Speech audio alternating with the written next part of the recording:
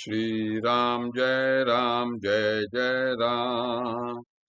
श्री राम जय राम जय जय राम।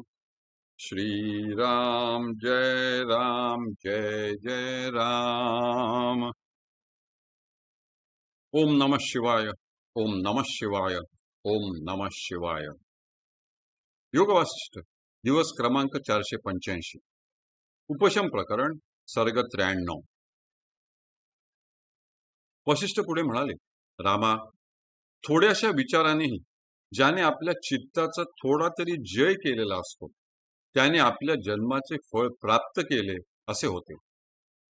हृदयामध्ये विचार वृक्षाचा जो हा अति कोमल अंकुर स्फुरत आहे तोच धारणेने अनेक शाखांनी विस्तार पावतो।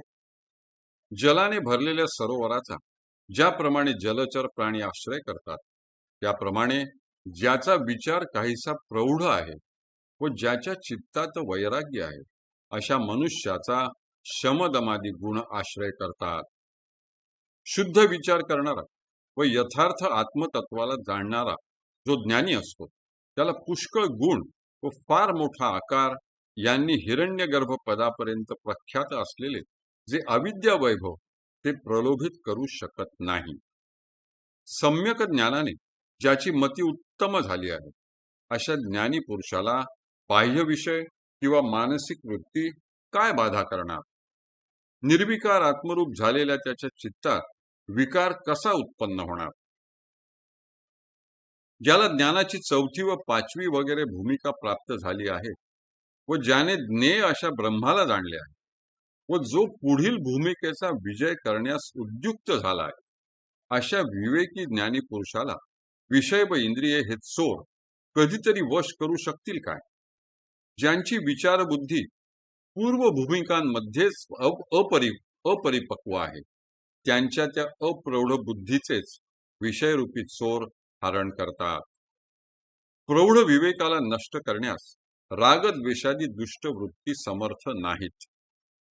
ज्याचे मूळ बंधन घट्ट झालेले नाही अशा विचाररूपी फुलझाडालाच चिंतारूपी वावटळ जोराने हलवू शकते। पण पाळेमुळे खोल गेल्यामुळे ज्याची स्थिती स्थिर झाली आहे अशा विचार वृक्षाला चिंता हलवू शकत नाही। ज्याचे चित्त जाताना उभे असताना जागृत असताना व निसतानाही विचारमय नसते तो मृतच होय असे म्हटले जाते। हे जगत म्हणजे काय आहे व हा देह म्हणजे काय आहे याचा तू एकांतात बसून किंवा सज्जनांच्या संगतीमध्ये विचार कर। तेजस्वी प्रदीपाच्या योगाने सूक्ष्म वस्तूही जशी स्पष्ट दिसते त्याप्रमाणे प्रमादरूप अंधकाराला घालविणाऱ्या विचाराच्या सहाय्याने ते परमशुद्ध पद स्पष्ट दिसते।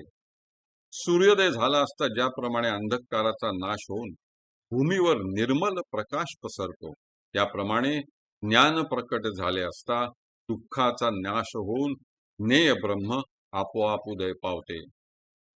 ज्या शास्त्र विचाराने ब्रह्मतत्व जाणले जाते त्याला भान ज्ञान असे म्हटले आहे। ते ज्ञेय ब्रह्मरूप असल्यामुळे अभिन्न रूपाने प्रतिष्ठित आहे। रामा, विचार विवेकाने उत्पन्न झालेले जे आत्मविज्ञान त्याला ज्ञानीजन सत्य ज्ञान असे समजतात।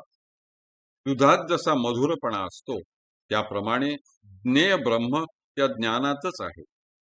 ज्याने विपुल मद्य प्राशन केले आहे तो मद्यपी जसा सदा मदमय असतो त्याप्रमाणे ज्याला उत्तम ज्ञानाचा प्रसाद प्राप्त झाला आहे तो ज्ञानी सदा ज्ञेय ब्रह्मानंद प्रचुर असतो। स्वतःचे निर्मल व समस्वरूप हेच ज्ञेय परब्रह्म आहे असे विद्वान लोक समजतात। केवळ ज्ञानप्राप्तीनेच ते स्वतः अत्यंत प्रसन्न होतात। ज्याचा ब्रह्मानंद उदय पावला आहे असा निस्संग ज्ञानी जीवनमुक्त कोठेही आसक्त होत नाही। सर्व विरक्त चित्त असलेला जीवनमुक्त स्वतःच्या अधीन असलेल्या सर्वत्र विरक्त चित्त असलेला जीवनमुक्त स्वतःच्या अधीन असलेल्या कोणत्याच पदार्थाच्या भोगाची इच्छा करीत नाही व भक्ष्य भोज्यादी षड्रसांमध्ये आपली रती ठेवीत नाही। कारण तो सर्वत्र समबुद्धी असतो व त्याच्या मनात विक्षोभ नसतो. ज्ञानीपुरुष कशानेही भयभीत होत नाही व स्वरूपापासून ढळत नाही. तो सर्व दशांमध्ये अंतर्मुख वृत्ती असा होऊन सुखाने राहतो. त्याचे चित्त रागरहित झालेले असल्यामुळे व त्याला सर्वश्रेष्ठ असे ज्ञेय प्राप्त झाल्यामुळे जगाच्या स्थितीवर त्याची आस्था नसते. कारण सर्व जगत मिथ्या असल्यामुळे त्यातील कोणताच पदार्थ आस्था ठेवण्यास योग्य नाही हे तो जाणतो व इंद्रियांना विषय स्थितीत पसरण्यास तो अवकाशच देत नाही. तो साधू सर्वदा विचाररूपी रसाचे सेवन करीत असल्यामुळे त्याची बुद्धी मानसिक व्यथेने सर्वदा हीन असते. हरि ओम तत्सत. हरि ओम तत्सत. हरि ओम तत्सत.